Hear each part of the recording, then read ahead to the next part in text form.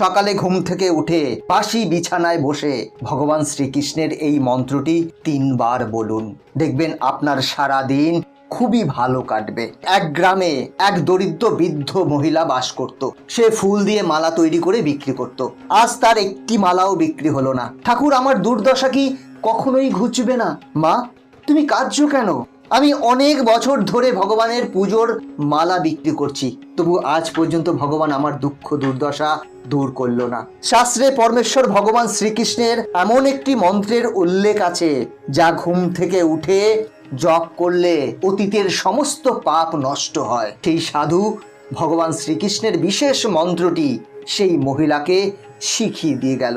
এরপর প্রতিদিন সকালে উঠে চোখ খুলেই সেই বৃদ্ধা মহিলা সেই মন্ত্রটি জপ করতে লাগলো। আর ধীরে ধীরে সেই মহিলার জীবনে শুভ পরিবর্তন হতে লাগলো।